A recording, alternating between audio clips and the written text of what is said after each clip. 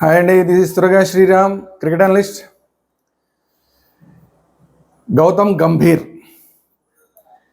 ఇండియాకి హెడ్ కోచ్గా మారినప్పటి నుంచి ఇండియా అనేది total team day by day అసలు పెర్ఫార్మెన్స్లో పూర్తిగా తగ్గిపోతూ వచ్చి చివరికి సీనియర్ ప్లేయర్స్ అందరూ కూడా టీం నుంచి వెళ్ళిపోవాల్సిన పరిస్థితులు వచ్చి అసలు టీంలో ఏం జరుగుతుందో ఏంటో అసలు అంతుపట్టని పరిస్థితి వచ్చేసి ఎవరిష్టారాజ్యంగా వాళ్ళు ఆడుతూ ఎవరిష్టారాజ్యంగా వాళ్ళు ప్రవర్తిస్తూ జూనియర్స్ దగ్గర నుంచి మేం క్యాప్టెన్ చేస్తామని ఇండైరెక్ట్గా మాట్లాడుతూ ఎవరికి వాళ్ళే ఒక క్యాప్టెన్ లాగా ఫీల్ అయిపోతూ అసలు క్యాప్టెన్లని అసలు ఏమాత్రం లెక్క చేయని పరిస్థితులు కనబడుతూ టీం పరిస్థితి ఏంటి, టీం యొక్క అవసరాలు ఏంటి అనేది ఏ ఒక్క ప్లేయర్ కూడా పట్టించుకునే పరిస్థితులు వచ్చేసి అధ్వాన్నమైన పరిస్థితికి ఒక్క 4-5 నెలల్లోనే టీమిండియా రావడం వెనకాల అసలు గౌతమ్ గంభీర్ యొక్క పాత్ర చాలా ఉంది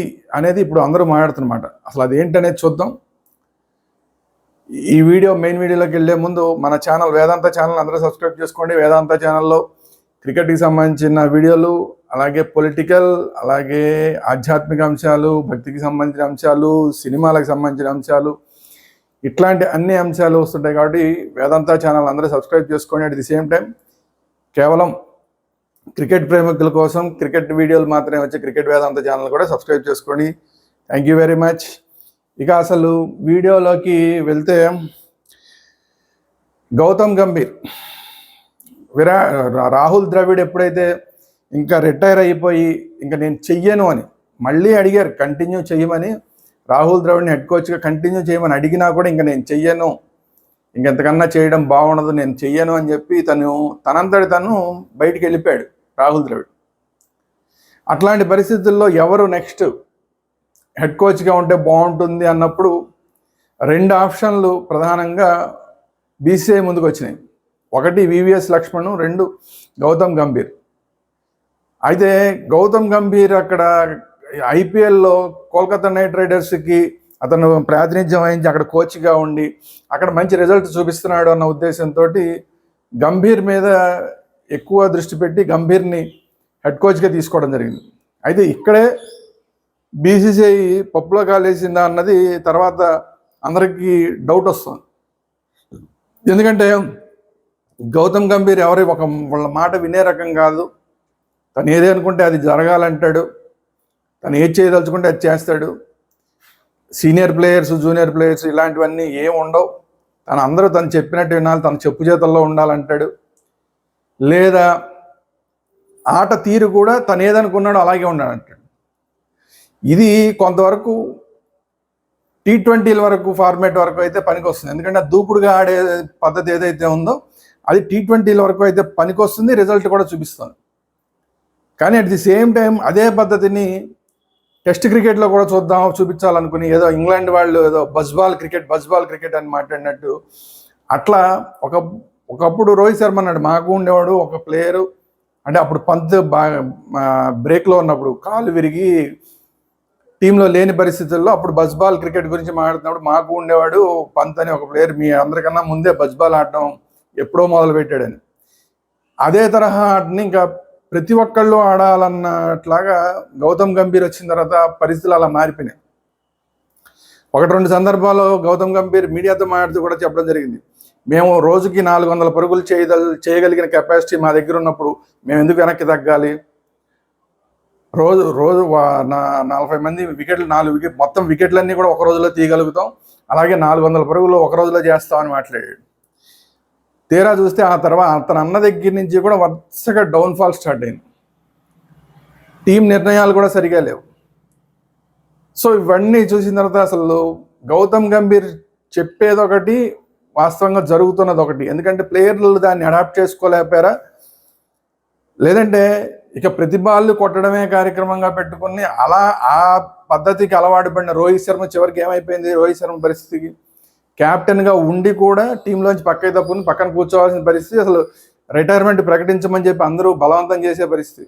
సరే ప్రస్తుతానికి రిటైర్ అయ్యాడో అవలేదో తెలియని అయోమయ అవస్థలో ప్రస్తుతానికి రోహిత్ కెరీర్ అలా మారడానికి కారణం ఎవరయ్యా అంటే గంభీర్ యొక్క ఆ రోజుకి 400 పరుగులు కొట్టాలన్న విధానం ఏదైతే ఉందో అదే.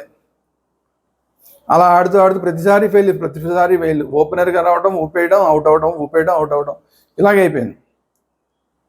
ఎప్పుడైతే ఓపెనింగ్ పార్ట్నర్షిప్లో రోహిత్ శర్మ ఫెయిల్ అవుతున్నాడో అక్కడి నుంచి ప్రెజర్ మిగతా వాళ్ళ మీద పడిపోయి 1 by 1 అలా అవుట్ అవడం.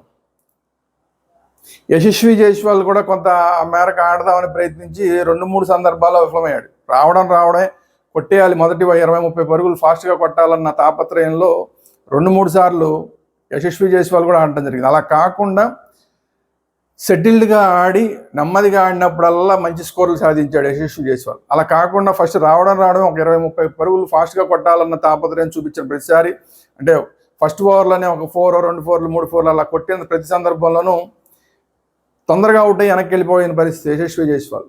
సో అట్లాంటి పరిస్థితుల్లో ఓపెనర్స్ ఇద్దరు కూడా ఫెయిల్ అయితే అసలు ఇంకా మిగతా వాళ్ళందరి పరిస్థితి ఏంటి? అక్కడి నుంచి ప్రెజర్ పడిపోయి వరుస పెట్టి వికెట్లు ఇచ్చేసుకోవడం. ఇంకా పంత్ లాంటి వాళ్ళకి చెప్పక్కర్లా, మామూలుగానే వాళ్ళు బజ్బాల్ క్రికెట్ ఆడేవాళ్ళు ఇంకా కొట్టు మీ ఇష్టం వచ్చినట్టు కొట్టండి అంటే అసలు ఎడాపెడా ఊపేయడమే బ్యాట్ని. కొన్ని సందర్భాల్లో సక్సెస్ అవుతున్నారు, కొన్ని సందర్భాల్లోనే టీం అవసరంలో ఉన్న టైంలో కూడా తొందరగా అవుట్ అయిపోయి ఇంకా టీం మీద ప్రెజర్ పెంచుతున్నారు. సో ఇట్లాంటి ఈ మొత్తం వాతావరణం అంతా టోటల్ డిస్టర్బ్ అవడానికి కారణం హెడ్ కోచ్ గౌతమ్ గంభీర్ అనేది. ఎందుకంటే అతని ట్రాక్ రికార్డ్ కూడా పోనీ ఎలా ఉంది చూద్దాం.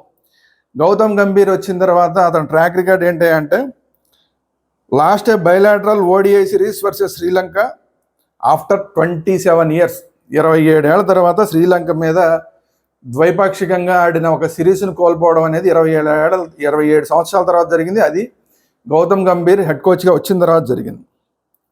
తర్వాత last test match versus New Zealand at home after 36 years, 36 ఏళ్ల తర్వాత స్వదేశంలో మనం ఆడిన ఒక టెస్ట్ మ్యాచ్ న్యూజిలాండ్ మీద ఓడిపోవడం అనేది 36 ఏళ్ల తర్వాత జరిగింది. అది కూడా హెడ్ కోచ్గా గంభీర్ వచ్చిన తర్వాత జరిగింది. అది కూడా ఇండియాలో. న్యూజిలాండ్ వెళ్ళి మనం ఓడిపోవడం కాదు, ఇండియాకి న్యూజిలాండ్ వాళ్ళు వచ్చి మనం ఓడిపోవడం అనేది 36 ఏళ్ల తర్వాత మొన్న జరిగింది. తర్వాత got a white washed 3-0 in a home test series for the first time. మనం చూసాం న్యూజిలాండ్తోనే వైట్ వాష్ అవడం అనేది. హోమ్లో అంటే భారతదేశంలో మనం టెస్ట్ మ్యాచ్లు సిరీస్ ఆడుతూ మనం ఓడిపోవడం అనేది, అది కూడా వైట్ వాష్ 3-0తో వైట్ వాష్ అయి ఓడిపోవడం అనేది ఫస్ట్ టైం జరిగింది. అది కూడా గంభీర్ వచ్చిన తర్వాత హెడ్ కోచ్గా వచ్చిన తర్వాత జరిగింది. Last back to back test series after 10 years, back to back test series అంటే న్యూజిలాండ్ టెస్ట్ సిరీస్ ఓడిపోయాం, ఇప్పుడు ఈ ఆస్ట్రేలియా టెస్ట్ సిరీస్ ఓడిపోయాం. ఇలా జరిగి 10 సంవత్సరాలు అయింది. 10 సంవత్సరాల తర్వాత మళ్ళీ అంత చెత్త రికార్డు మళ్ళీ గౌతమ్ గంభీర్ హెడ్ కోచ్గా వచ్చిన తర్వాత జరిగింది. Last border Gavaskar trophy after 10 years, border Gavaskar trophy కూడా 10 సంవత్సరాల తర్వాత మనం ఓడిపోయాం. గత 10 సంవత్సరాల నుంచి కూడా బోర్డర్ గవాస్కర్ ట్రోఫీ ఆడినప్పుడల్లా మనమే గెలుస్తూ వచ్చాం. ఆఖరికి మెయిన్ క్యాప్టెన్ లేని సందర్భంలో కూడా తాత్కాలిక క్యాప్టెన్ ఆధ్వర్యంలో కూడా మనం గెలిచి చూపించిన సందర్భాలు ఉన్నాయి. విరాట్ కోహ్లీ లేని సందర్భంలో అజింక్య రహానే క్యాప్టెన్గా ఉండి మనం గెలిచిన సందర్భాలు కూడా ఉన్నాయి. అలాంటిది ఇప్పుడు 10 సంవత్సరాల తర్వాత ఇప్పుడు బోర్డర్ గవాస్కర్ ట్రోఫీని మనం ఓడిపోవడం జరిగింది.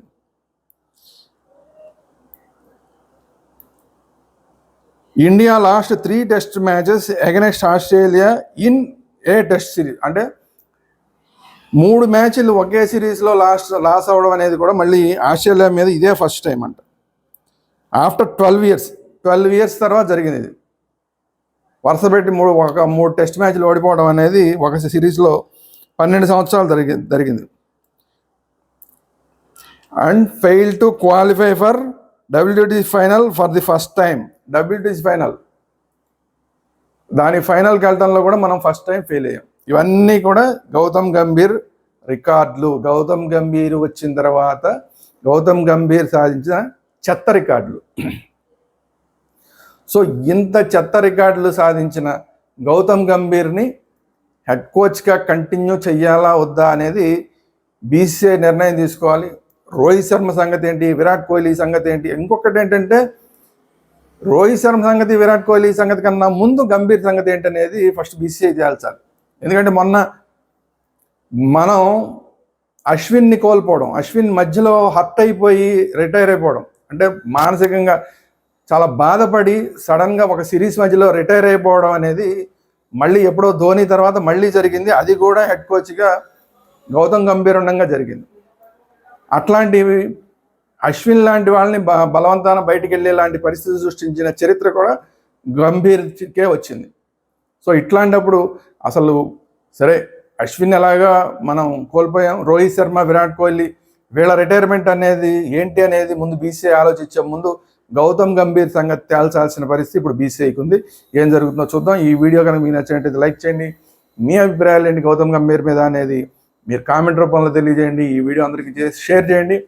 అలాగే మన ఛానల్స్ వేదాంత ఛానల్, క్రికెట్ వేదాంత ఛానల్ రెండింటిని కూడా సబ్స్క్రైబ్ చేసుకోండి. Thank you very much.